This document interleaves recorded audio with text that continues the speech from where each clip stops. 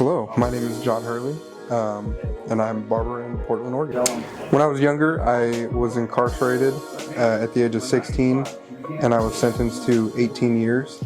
And in total, I think I only did about 7.5. I was granted clemency through the governor. I had petitioned, it was a crazy situation, I had petitioned to actually get out when I was 25 and serve another 2 years, so I would have done ultimately like 8.5. While I was incarcerated, I did get my high school diploma. I did become a dog trainer, a welder, and then barbering. I got my barber's license while I was incarcerated at a pretty young age.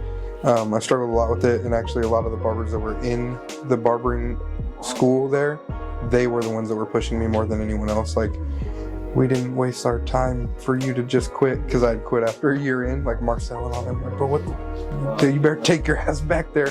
I finished barbering school, and then I didn't really have anything else to do, so I became like a certified recovery mentor.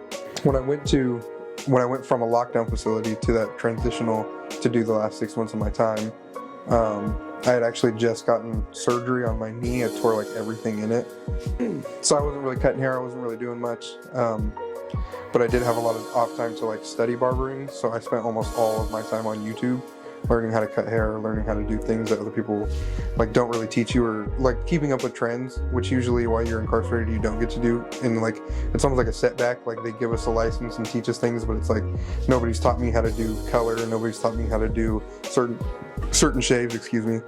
But when I got out, I had like a foot ahead of everyone else, because I had all that time to study those things and learn from new people. I talk about this with a lot of other barbers, and I go to like frequent meetings with owners of other barbershops in Portland, just to get game. Like, and I talk to them on Instagram, and like, how do I do these things? How do I go about doing this? It can be anything from taxes to owning a barbershop to how to manage yourself better. A lot of times through conversations with some of these other barbers that I talk to, or some of their aspirations, it's like, I want to charge $100 a haircut, and I want to make $1 million and be a millionaire. But a lot of times they don't think about what's going to happen 5 years down the road when you're cutting 20 heads a day, and you want to cut, like, people's peak is like, they want to cut the Portland Trailblazers, or I want to cut Kendrick Lamar or Drake or whatever. But it's like, those goals are attainable 1,000%, just how much work you're going to put into it.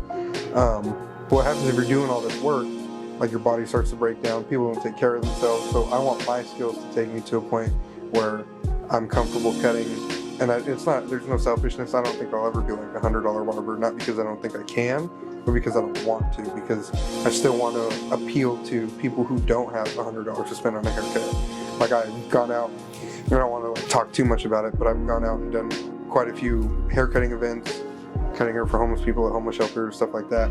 I just got approved to go to OHSU to do mentoring and whatnot and volunteer work there, and I'm offered to cut kids' hair or anyone's hair. But anyway, that's where I want my skills to take me, is it's genuinely to build relationships with people and not just about money. I want to be able to offer services to people in a relationship to someone that they don't have it. Like, we have quite a few homeless people that live in the area, quite a few houseless people that live in the area that come in here all the time and just talk, just to talk. And they just come stand in the doorway and just chop it up. They'll come sit down in like a guest chair or like a waiting chair and just have a conversation. And that's what I do it for. It's not necessarily about making $1 million or cutting the Trailblazers or anything like that. And don't get me wrong, like, I've reached out to people who are famous, because, you know, like my favorite rapper, I'm like, hey bro, come get a haircut. He actually hit me back up and was like, what state are you in? I was like, melted inside a little bit, but anyway, yeah, that's basically it. That's where I want my skills to take me, is to be able to offer that relationship and that hand up, because really what I'm in the business of is not making money. I'm in the business of making other people feel better about themselves, because I went my whole life, which led up to me getting incarcerated, not feeling good about myself, and it led me to make poor decisions and be around poor people that didn't have my best interest in mind. So if I can be the voice for somebody else, the voice of reason for somebody else who went through the same things that I went through, I'm doing it all then, right? For me, at least.